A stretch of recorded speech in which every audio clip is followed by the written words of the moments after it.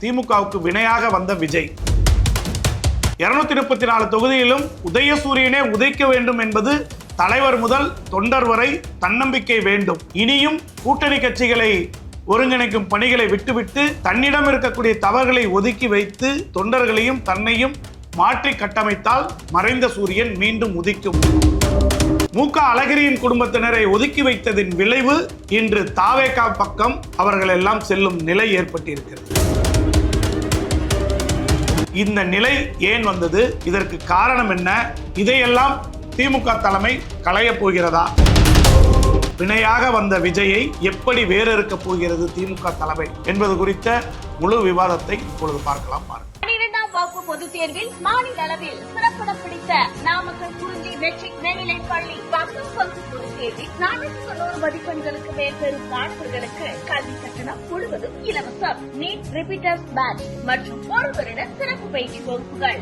குறிஞ்சி கல்வி நிறுவனங்கள், காவேரிப்பட்டி, நாமக்கல். திமுகவுக்கு வினையாக வந்த விஜய் மீண்டும் மதுரை அரசியலில் அழகிரியின் குடும்பம். தமிழகத்தில் இருதுருவ அரசியலாக இருந்த கடந்த 70 ஆண்டு கால அரசியலை புரட்டி போட்டு இருக்கிறது விஜயின் அரசியல் வருகை. இப்பொழுது தமிழகத்தில் 2 பெரிய கட்சிகளுக்கு இடையே மூன்றாவதாக வந்த ஒரு நபர் ஆட்சி கட்டிலில் ஏறும் அளவிற்கு வளர்ந்திருக்கிறார், மக்கள் செல்வாக்கு பெற்றிருக்கிறார். இது தமிழகத்தில் காங்கிரஸ் அரசாங்கத்தையும் கம்யூனிஸ்ட் கட்சிகளையும் எப்படி புரட்டி போட்டதோ அண்ணாவின் அரசியல் வருகை, அதே போன்று ஒரு கால சக்கரம் இப்பொழுது சுழன்று இருக்கிறது என்றுதான் பார்க்கிறார்கள் அரசியல் வல்லுநர்கள். அதுவும் கூட உண்மையாகத்தான் இருக்கிறது. அதிலும் விஜயின் வருகை ஏன் திமுகவுக்கு வினையாக போகிறது என்றால், தானாக அமைந்தது ஒன்றும், இவர்கள் செய்த தவறுகளால் வினையாக மாறியதும் இரண்டாவது. நாம் இரண்டையும் தனித்தனியாக பார்க்கிறோம். முதலாவதாக விஜய் எடுத்து வைத்த வாதம் என்பது கூட்டணி மந்திரி சபை. அதை தனது மாநாட்டில் அறிவித்தார். ஆனால் எந்த கட்சிகளையும் விஜய் பக்கம் போகாமல் ஆட்சி கட்டிலில் இருந்த ஸ்டாலின் தடுத்து விட்டார். அன்று அது ராஜதந்திரமாக பார்க்கப்பட்டது. ஆட்சியில் இருந்தவரை நல்லாட்சி கொடுத்தார், திறமையாக கூட்டணி கட்சிகளை வழிநடத்தினார். ஆனால் தேர்தல் முடிவுகள் வெளியான உடனே முதலாவதாக துரோகத்திற்கு நாங்கள் முதலாவதான ஆள் என்று காங்கிரஸ் முந்திக் கொண்டது. திமுகவுக்கு சொல்லாமல் கொள்ளாமல் சென்று தனது நீண்ட நாள் நண்பனை இழந்தது. அதுவும் முதல் எதிரியாகவே மாற்றிக்கொண்டது. இதற்கு அடுத்தபடியாக விஜய் மதச்சார்பற்ற அணியை அமைக்கிறேன் என்று அவர் முடிவெடுத்து அதை வைத்து ஆடிய ஆட்டம், விஜய் மற்றும் விஜயின் பின்னால் இருக்கக்கூடிய ஜான் ஆரோக்கியசாமி, ஆதவ் அர்ஜுன் போன்றவர்களின் செயல் திட்டங்கள் அனைத்தும் விஜய் முதல்வரானவுடன் அனைத்தும் அரங்கேறியது. அது தமிழகத்தில் இருக்கக்கூடிய சிறு கட்சிகளுக்கு அவர்களுக்குள் இருந்த அனைத்து எண்ணங்களும் அறுவடை செய்ய விஜய் பக்கம் சென்றுள்ளது.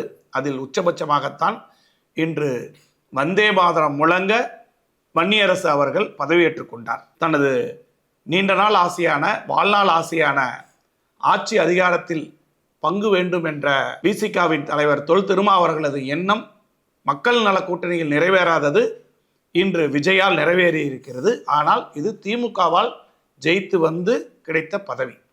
ஓகே, அரசியலில் நண்பனும் இல்லை, எதிரியும் இல்லை, நீண்ட நாளாக எதுவும் இருக்காது என்பது கடந்த கால மொழிகளாக இருக்கிறது. இப்பொழுதும் அதில் சாதித்திருக்கிறார் விசிகா. சோதிக்கப்பட்டிருக்கிறது திமுக தலைமை. அடுத்து முஸ்லீம் லீக் சென்றது. இப்படி அவர்களெல்லாம் சென்றதெல்லாம் அவர்கள் கட்சி விசிகாவில் ஒரு சாரார் திமுகவின் ஆதரவாளராக வருவதற்கு வாய்ப்புகள் இருக்கிறது. முஸ்லீம் கட்சிகளில் ஒன்றான மனிதநேய மக்கள் கட்சி இன்று நிறைவேற்றப்பட்ட தீர்மானம் தான் அடுத்த 15 ஆண்டுகளுக்கு அரசியல் களத்தில் மாற்றப்போகிற அரசியல் களமாக பார்க்கப்படுகிறது. அது என்னவென்றால், இனி நாங்கள் எங்களது சொந்த சின்னத்தில் தான் போட்டியிடுவோம், கூட்டணி கட்சியின் சின்னத்தில் போட்டியிட மாட்டோம் என்ற தீர்மானத்தை நிறைவேற்றியிருக்கிறார்கள். ஒருவேளை திமுகவின் கூட்டணியில் ஜெயித்திருக்கக்கூடிய கொங்குநாடு மக்கள் தேசிய கட்சியோ அல்லது மதிமுகவோ மற்றவரோ இந்த உதயசூரியன் தவிர்த்து வெற்றி பெற்றிருந்தால் அவர்களும் இன்று மந்திரி சபையில் இடம்பெற்றிருக்கலாம். ஆனால் அதையெல்லாம் பெரியண்ணன் போக்கில் தடுத்து விட்டதாக இவ்வளவு காலம் அது ராஜதந்திரமாக திமுக பார்க்கப்பட்டது.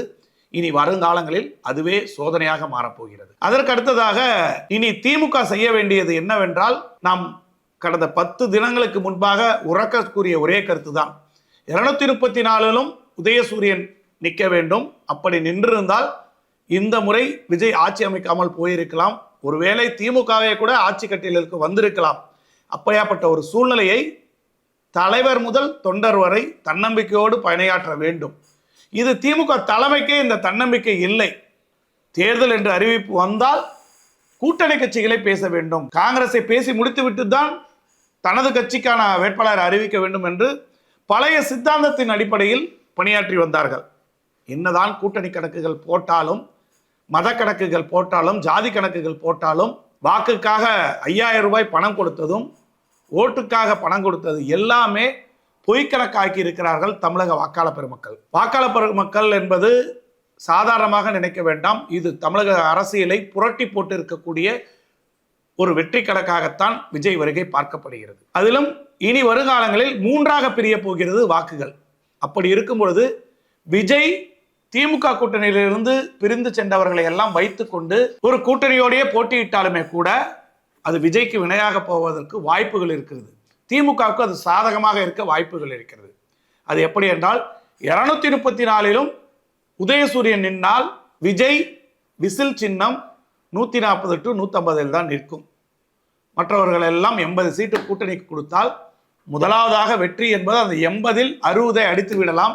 அடுத்த 60க்கு விளையாண்டால் போதும் விசிலோடு மோதுவது. திமுகவுக்கு லாபகமாக இருக்கும். ஏனென்றால் ஏதோ ஒரு மாய கணக்கில் விஜய்க்கு வாக்களித்து விட்ட மக்கள் இப்பொழுது ஒரு சிலர் புலம்ப ஆரம்பித்திருக்கிறார்கள். இன்னும் 6 மாதம் 1 வருட காலத்திற்குள் இதில் ஒரு மாற்றங்கள் ஏற்படும். மீண்டும் தேர்தல் அமைத்தால் விஜய்க்கான கணக்கு என்பது மாறும். தான் எதிரி யார் என்று நிர்மாணித்து திமுக களமாடும். 3ஆக பிரியும் பொழுது கூட்டணி இல்லாமல் திமுக போட்டியிட்டால் திமுக ஆட்சியில் அமர்வதற்கு வாய்ப்புகள் அதிகம்.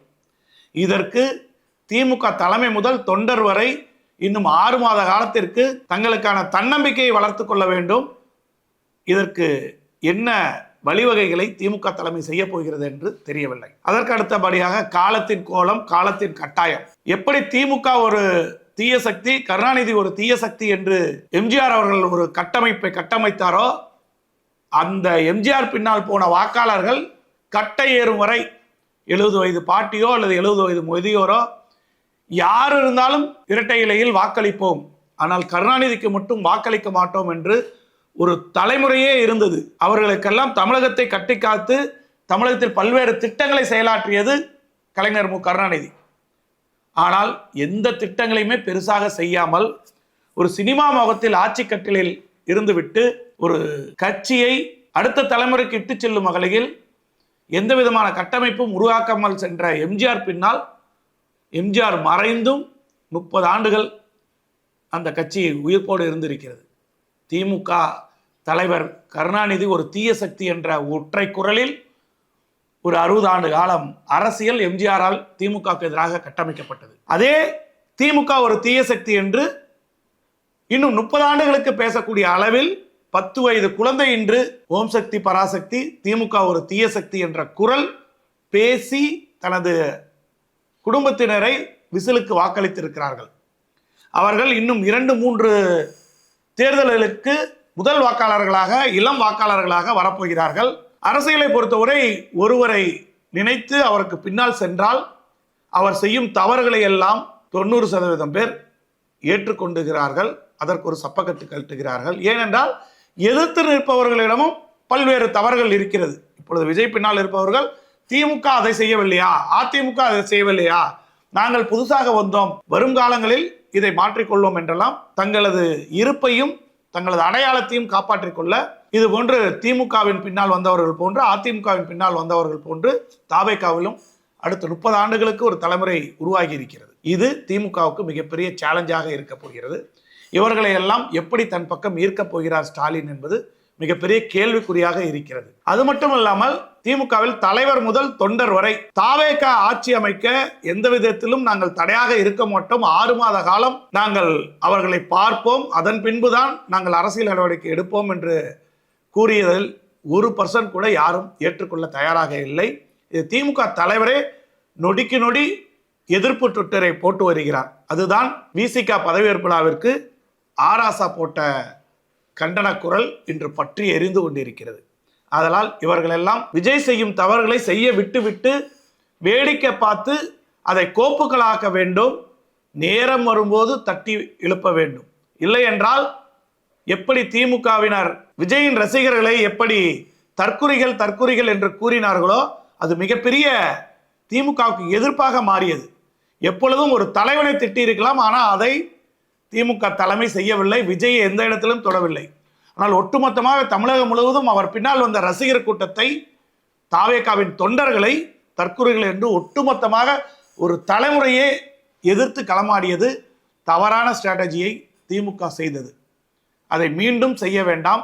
6 மாத காலம் பொறுத்திருக்க வேண்டும். என்னதான் ஆட்சி செய்திருக்கிறார்கள் என்று பார்க்கலாம். ஆட்சியில் அனுபவம் மிக்கவர்கள் இருந்தபோதே அதிமுக திமுகவில் பல்வேறு ஊழல் குற்றச்சாட்டுகள் இருந்தது. அப்படி ஒன்றும் இளைஞர்கள் ஒன்றும் எந்த பெரிய அளவில் தவறு செய்ய போவதில்லை. புதிதாக ஆட்சிக்கு வந்திருக்கிற விஜய்க்கும் அந்த பயம் இருக்கிறது. ஏனென்றால் மீண்டும் தேர்தலில் போட்டியிட்டால் இதே வெற்றி பெற முடியுமா என்ற ஐயம் இருப்பதனால்தான் மதசார்பற்ற கூட்டணி கட்சிகளை இழுத்து கொண்டு செல்ல அவர் முற்படுகிறார். இதையெல்லாம் வைத்து பார்க்கும் பொழுது பொறுமை காக்க வேண்டியது திமுக தலைவர் முதல் தொண்டர் வரை. இதற்கு பின்பு திமுகவில் காலம் காலமாக மாவட்ட செயலாளர்களுக்கும் ஒன்றிய செயலாளர்களுக்கும் நகர செயலாளர்களுக்கும் அவர்களை சார்ந்த குடும்பத்தினருக்கும் அவர்களுக்குமே தான் 30 ஆண்டுகளாக பதவியும் அனைத்தும் கிடைத்துக் கொண்டிருக்கிறது. பட்டா போட்டு கொடுத்திருக்கிறார்கள். இதை மாற்றாமல் வேறு எதுவும் தமிழகத்தில் திமுகவுக்கு சாதகமாக நடக்காது. ஏனென்றால் இந்த மண்டலத்தில் இந்த சமுதாயத்தினருக்குத்தான் இந்த பதவி, இந்த பதவிக்குத்தான் இந்த சமுதாயத்தினர் நினைக்க வேண்டும். இந்த சமுதாயத்தினர் வாக்கரசியலுக்கு வரக்கூடாது. வாக்கரசியலுக்கு வந்து மிகப்பெரிய செல்வாக்கு இருந்தாலுமே கூட அவர்களுக்கு கடைசியில் தொகுதி மறுக்கப்படும் என்ற பழைய சித்தாந்த அடிப்படையில் போட்டு வைத்த கூட்டணி கணக்குகளை எல்லாம் அறிவாலயம் கிழித்தெறிய வேண்டும். ஏனென்றால் இங்கு எங்குமே எந்த ஜாதி மத அரசியல் விஜய் வந்த பின் எடுபடவில்லை என்பது நீங்கள் நினைத்து பார்க்க வேண்டும், நடக்க வேண்டும். அடுத்து பார்ப்பானிய அரசியலை எதிர்க்கிறோம் என்று இந்து அறநிலையத்துறை அமைச்சராக வந்திருக்கக்கூடிய பார்ப்பானிய சகோதரர் ரமேஷ் அவர்களை கண்டிப்பது என்பது திமுகவில் ஒரு சாரார் கண்டித்து வருகிறார்கள். ஏன் ஆதி திராவிடர் நலத்துறையாக இருந்து இப்பொழுது சமூக நீதித்துறையாக மாற்றி இருக்கக்கூடிய இந்த துறைக்கு ஏன் வன்னியரசு தான் பதவியேற்க வேண்டும்? அதற்கு யாரும் எதிர்ப்பு தெரிவிக்க மாட்டார்களா? அப்பொழுது பார்ப்பனர்களுக்கு ஒரு நியாதி, ஆதி திராவிடர்களுக்கு ஒரு நியாதியா என்பதை இந்த இளம் தலைமுறையினர் கேள்வி கேட்கிறார்கள். சிறுபான்மையினர் பெயருக்கு முஸ்லிமுக்கு கொடுக்கிறீர்கள், ஆதி திராவிடர்களுக்கு ஆதி திராவிடர் நலத்துறை கொடுக்கிறீர்கள். அப்படி இருக்கும்போது ஏன் இந்துக்கள் வணங்கக்கூடிய, இந்துக்களின் நம்பிக்கையாக இருக்கக்கூடிய கோயில்கள் இருக்கக்கூடிய இந்து சமய அறநிலைத்துறைக்கு ஏன் ஒரு பார்ப்பனர் இருக்கக்கூடாது? தங்கள் சித்தாந்தத்தை மாற்ற வேண்டிய கட்டாயத்தில் திமுக இருக்கிறது. இனியும் இந்த ஜாதி மத அரசியலை விட்டொழிந்து புதியதாக இளைஞர்களுக்கு இடம் கொடுக்கிறார்களோ, இடம் என்பது கட்சி உறுப்பினர் பதவி அல்ல, பொது பதவிகளுக்கு கொடுக்க வேண்டும். குறுநில மன்னர்களின் கையில் இருந்து திமுகவை மாற்றி கட்டமைத்தால் திமுக உதயசூரியன் மீண்டும் உதிக்கும். சூரியன் மறைந்தாலும் திமுக தலைவர் கூறுவது போன்று மீண்டும் உதிக்கும்.